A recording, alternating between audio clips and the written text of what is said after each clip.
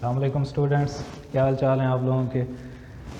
आज जो हमारा टॉपिक है वो है जी लॉसेस इन ट्रांसफार्मर के अंदर होने वाले लॉसेस। ये हमने पहले भी पढ़ा था, लेकिन आज फिर इसको रिवाइज़ करते हैं कि ट्रांसफार्मर के अंदर कौन कौन से लॉसेस होते हैं। दो लॉसेस हैं इसके अंदर मेन, एक को हम कहते हैं कॉपर लॉस, दूसरे को हम कहते हैं जी आयरन लॉसेस।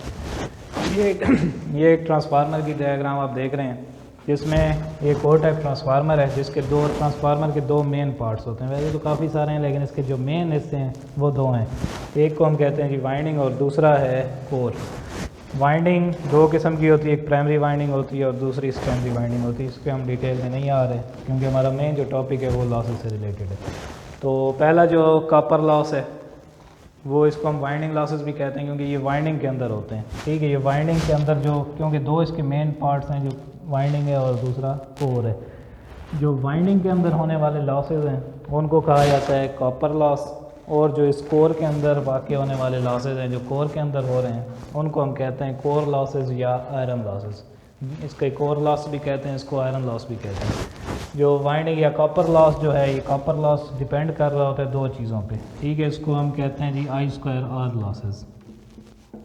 जो कॉपर लॉस है उसको हम आई स्क्वायर आर लॉसेस कहते हैं क्योंकि ये, अब आप यहाँ पे देखें आई स्क्वायर आर, इसकी क्योंकि ये दो चीज़ों पे डिपेंड कर रहा है, एक करंट पे कर रहा है और दूसरा रेजिस्टेंस पे कर रहा है।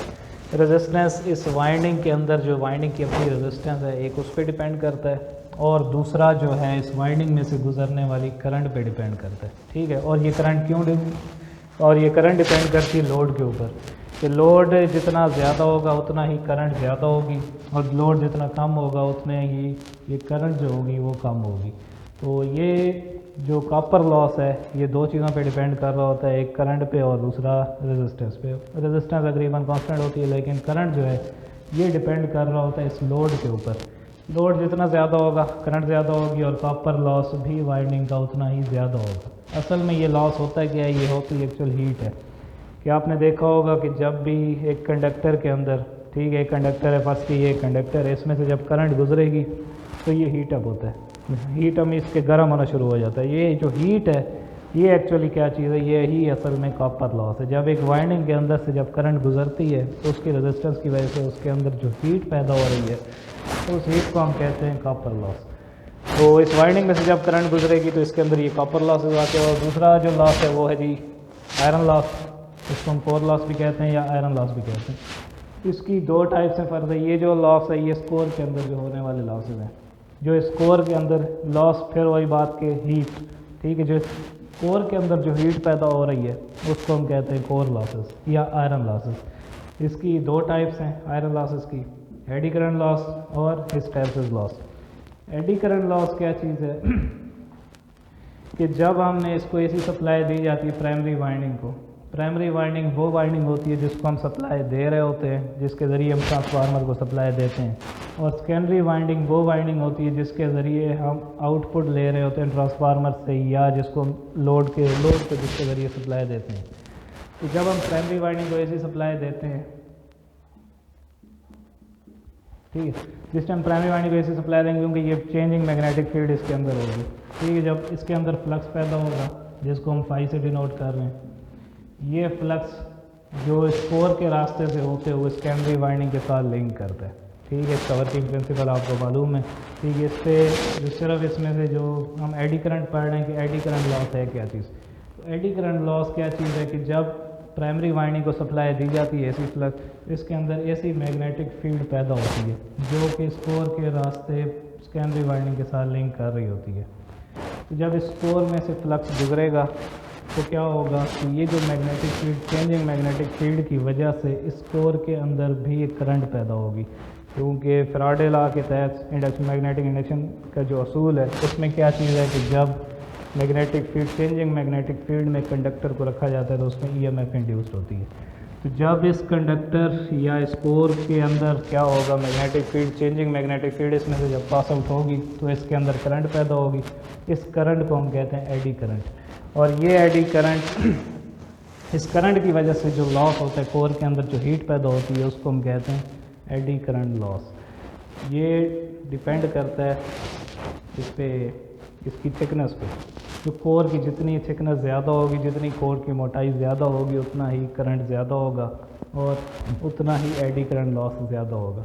इसको कम करने के लिए हमेशा कोर को लेमिनेटेड बनाया जाता है, मीन्स के बारीक पत्तियों से बनाया जाता है। ठीक है, एक सॉलिड पीस नहीं होता कोर का। हमेशा जब भी आप देखें इसको, कोर की ट्रांसफार्मर की कोर हो, चाहे मोटर की हो, जनरेटर की हो, तो वो हमेशा लेमिनेटेड होगी, मीन्स के बारीक पत्रियों के ज़रिए बनाई जाएगी। एक पतरी होगी, उसके बाद इंसुलेशन होगी, फिर दूसरी पतरी, फिर इंसुलेशन। हर पतरी दूसरी से इंसुलेटेड होती है।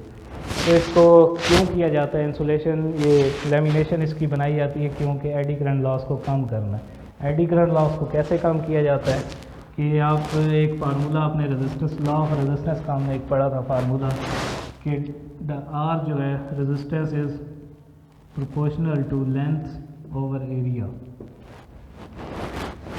कि रेजिस्टेंस जो है वो डायरेक्टली प्रोपोर्शनल है लेंथ के और इन्वर्सली प्रोपोर्शनल है एरिया के। जब रेजिस्टेंस लेंथ के डायरेक्टली प्रोपोर्शनल का मतलब है जितनी कंडक्टर की लेंथ हम बढ़ाते जाएंगे उसकी रेजिस्टेंस में इजाफा होता जाएगा, रेजिस्टेंस बढ़ती जाएगी। और इसका जो करंट एरिया है, एरिया ए फॉर एरिया, ठीक है, जो एरिया के ये इन्वर्सली प्रोपोर्शनल है कि जैसे ही हम इसका कंडक्टर का एरिया हम जितना बढ़ाते जाएंगे, मीन्स के ये कंडक्टर है, इसको हम जितना इसका एरिया बढ़ाते जाएँ तो क्या होगा, एरिया बढ़ने से रेजिस्टेंस कम होगी। जब रेजिस्टेंस कम होगी तो क्या होगा कि जब रेजिस्टेंस जिसमें कम होती है उसमें ज़्यादा करंट गुजरती है। तो अगर हम इस कोर को एक सॉलिड पीस बना लेते हैं, सॉलिड में इसका एरिया ज़्यादा रखते हैं, अगर ये इसका एरिया ज़्यादा हो तो फिर क्या होगा कि इसकी रेजिस्टेंस कम होगी। जब रेजिस्टेंस इसकी कम होगी तो फिर जो इसमें से जो पैदा होने वाली एडी करंट्स हैं वो बहुत ही ज़्यादा होंगी। एडी करंट जब ज़्यादा होंगी तो उसकी वजह से जो हीट पैदा हो रही है वो भी बहुत ज़्यादा होगी। जब हीट ज़्यादा होगी तो फिर ये जो वाइंडिंग है इसको नुकसान होगा और ये वाइंडिंग जलने का ख़तरा होता है। ठीक है, तो इसलिए हम क्या करते हैं कि इसका लेमिनेटेड करते हैं कि पत्रियों का एरिया हम कम करते हैं। जितना एरिया कम होगा, ठीक है, जब हर एक उसको लेमिनेट करते हैं, एरिया कम करते हैं, एरिया कम होने से क्या होता है कि उसकी रेजिस्टेंस ज़्यादा हो जाती है। जब इसकी रेजिस्टेंस ज़्यादा होगी तो फिर क्या होगा कि रेजिस्टेंस ज़्यादा होने से करंट कम हो जाएगी। जब करंट कम होगी तो एडी करंट कम हो जाएगी। एडी करंट कम होने से क्या होगा कि एडी करंट लॉस भी कम हो जाएगा। तो ये है जी एडी करंट लॉस जो इस कोर के अंदर पैदा हो रहा है due to changing magnetic field. जब चेंजिंग मैग्नेटिक फील्ड इसके साथ लिंक कर रही है तो इसके अंदर करंट पैदा हो रही है जिसको हम एडी करंट कहते हैं, और जो इसकी वजह से हीट पैदा होगी उसको हम कहते हैं एडी करंट लॉस। दूसरा जो लॉस है जी उसको हम कहते हैं हिस्टैरिसीस लॉस। दूसरा नाम है जी हिस्टैरिसीस। ये भी टाइप है आयरन लॉसेस की या कोर लॉसेस की, क्योंकि ये भी कोर के अंदर ही हो रहा है। तो हिस्टैरिसीस लॉस क्या है जी? हिस्टैरिसीस लॉस दिस टाइम एक ऐसी मैग्नेटिक फील्ड जब चेंज होती है, इसको हम इधर ही बना लेते हैं।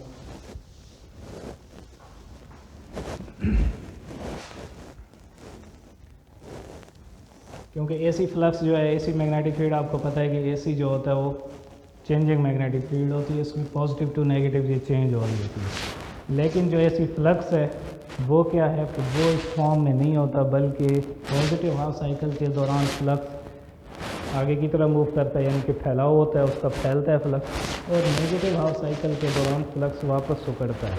इससे अगर हम इसकी बात करते हैं तो ये पॉजिटिव हाफ साइकिल के दौरान फ्लक्स इस तरफ इसके साथ लिंक करेगा, नेगेटिव हाफ साइकिल के दौरान ये वापस रिवर्स होगा। इस तरह से ये मूव कर रहा होता है फ्लक्स। तो इससे क्या होगा कि फ्लक्स के, क्योंकि अब हम इसको अगर एक मिसाल लेते हैं इलेक्ट्रॉन्स की, तो इसको मैं रिमूव कर देता हूँ। अगर एक हमारे पास ये कंडक्टर है जिसको हमने एसी सप्लाई दी है, तो क्या होगा कि पॉजिटिव हाफ साइकिल के दौरान जो इलेक्ट्रॉन्स का बहाव, जो डायरेक्शन है इलेक्ट्रॉन्स की, वो इस तरफ की होगी, ठीक है। और जिस टाइम नेगेटिव हाफ साइकिल आएगा, नेगेटिव हाफ साइकिल के दौरान करंट, इलेक्ट्रॉन्स की डायरेक्शन जो है वो रिवर्स होगी। जिस तरह यहाँ पे मैंने बताया कि फ्लक्स क्या है कि पॉजिटिव हाफ साइकिल के दौरान फ्लक्स की डायरेक्शन इस तरफ को होती है, मूव कर रहा होता है, नेगेटिव हाफ साइकिल के दौरान फ्लक्स इस तरह मूव करता है। तो इस तरह से ये पॉजिटिव नेगेटिव हाफ साइकिल के दौरान फ्लक्स इस तरह से चेंज हो रहा होता है। तो जब फ्लक्स की, इसकी इलेक्ट्रॉन की डायरेक्शन तब्दील होती है, फ्लक्स के यहाँ पे फ्लक्स की मिसाल लेते हैं, तो अगर ये फ्लक्स है तो फाई, तो क्या है जी, पॉजिटिव हाफ साइकिल के दौरान इस तरह मूव कर रहा है, नेगेटिव हाफ साइकिल के दौरान ये बिल्कुल रिवर्स हो गया। तो इससे क्या होगा कि इसकी डायरेक्शन बार बार जब तब्दील होगी तो इनके दरमियान जो है फ्लक्स के या इलेक्ट्रॉन्स के दरमियान कोलिजन होगा, जो टकराव होगा। इस टकराव की वजह से कुछ हीट पैदा होगी जो किसके अंदर हो रही है, इस कोर के अंदर हो रही है। इस हीट को हम कहते हैं हिस्टैरिसीस लॉस। लॉसेस, जब भी वर्ड लॉसेस का इस्तेमाल होगा वहाँ पे हीट का ही लफ्ज़ यूज़ होगा, क्योंकि एक्चुअल है क्या चीज़, ये हीट है। चाहे वो कॉपर लॉस है, कॉपर लॉस जब वाइंडिंग के अंदर जो हीट पैदा हो रही है वो कॉपर लॉस है, जो इस कोर के अंदर हीट पैदा हो रही है वो कोर लॉस है। वाइंडिंग के अंदर जो पैदा हो रही है वो करंट की वजह से और रेजिस्टेंस की वजह से, कोर के अंदर जो हो रही है वो या तो एडी करंट की वजह से या हिस्टैरिसीस की वजह से। तो ये है जी आज का जो टॉपिक है, losses in transformer.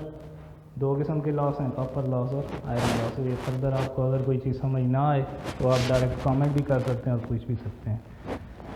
Thank you.